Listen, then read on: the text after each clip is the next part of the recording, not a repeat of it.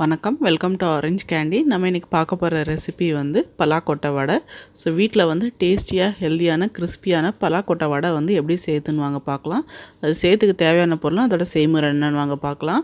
இதுக்கு வந்து நான் வந்து 20 பலாக்கொட்டை எடுத்திருக்கேன். இது வந்து நான் ப்ரெஷர் குக்கரில் போட்டு ஒரு 5 விசில் வர வரைக்கும் வேக வச்சு நல்லா தோல் உரித்து வச்சுருக்கேன். ஸோ வாங்க இது வடை எப்படி செய்யுதுன்னு வாங்க பார்க்கலாம்.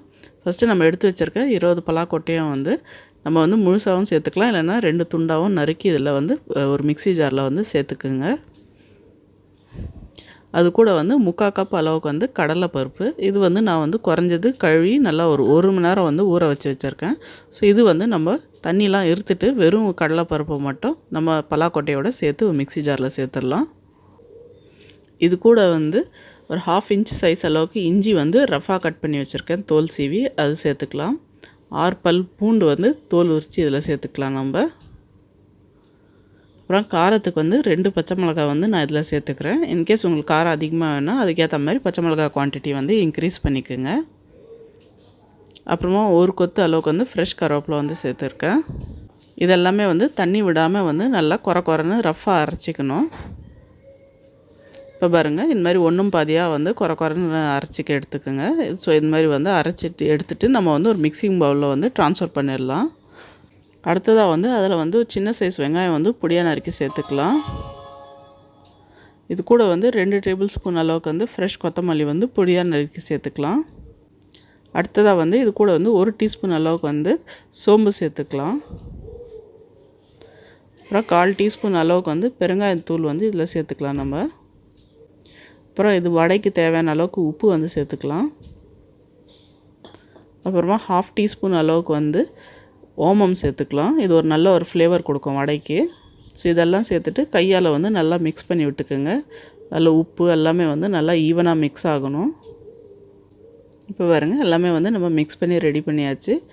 இப்போ இதில் வந்து நம்ம சின்ன சின்ன உருண்டை பிடிச்சி நம்ம மசால் வடை மாதிரி கையில் உள்ளங்கையில் வச்சு தட்டி வடை மாதிரி சுட்டு எடுக்க வேண்டியது தான். பாருங்க, நல்லா அமுத்திடலாம். ஸோ இந்த மாதிரி ஷேப் பண்ணிக்கோங்க. இந்த மாதிரி ஷேப் பண்ணிட்டு நம்ம வந்து சூடான எண்ணெயில் போட்டு பொரிச்சிடலாம். இது வந்து எண்ணெய் வந்து நல்லா சூடாக இருக்குது. மீடியம் ஹீட்டில் வச்சு நல்லா கோல்டன் ப்ரௌன் கலர் ஆகிற வரைக்கும் ஃப்ரை பண்ணிக்க வேண்டியது தான். ஸோ இது வந்து நல்லா திருப்பி போட்டு 2 பக்கமும் வந்து ஈவன் கலராக வர வரைக்கும் நல்லா வந்து பொன்னிறமாக வர வரைக்கும் ஃப்ரை பண்ணிக்க வேண்டியது தான். ஹீட் வந்து மீடியம் ஹீட்டில் வச்சுக்கோங்க, ரொம்ப அதிகமாக வைக்காதீங்க. எண்ணெய் ரொம்ப சூடாக இருந்துச்சுன்னா வடை வந்து சீக்கிரமாக வெளியில் கருகிடும், உள்ளே வந்து வேகாமல் இருக்கும். ஸோ நல்லா மீடியம் ஹீட்டில் வச்சு அது வந்து நல்லா கோல்டன் ப்ரௌன் ஆகிற வரைக்கும், கிறிஸ்ப் ஆகிற வரைக்கும் வடையை வந்து பொரித்து எடுத்துக்கணும் நம்ம. ஸோ எல்லா பக்கமும் திருப்பி போட்டு நல்லா வந்து பொரித்து எடுத்துக்கோங்க. இப்போ பாருங்கள், நம்ம வடை வந்து நல்லா கிறிஸ்பாக கோல்டன் ப்ரௌன் கலர் ஆகிடுச்சு, ரெடியாக இருக்குது நம்ம வடை. இப்போ இதை நம்ம ஒரு பிளேட்டில் எடுத்து வச்சு வாங்க சர்வ் பண்ணிடலாம். இப்போ பாருங்கள், சூப்பரான டேஸ்டியான கிறிஸ்பியான பலாக்கொட்டை வடை வந்து ரெடி ஆகிடுச்சு. ஒரு ஈவினிங் ஸ்நாக்கு பர்ஃபெக்டான ஒரு டீ கூட ஒரு காம்பினேஷன்.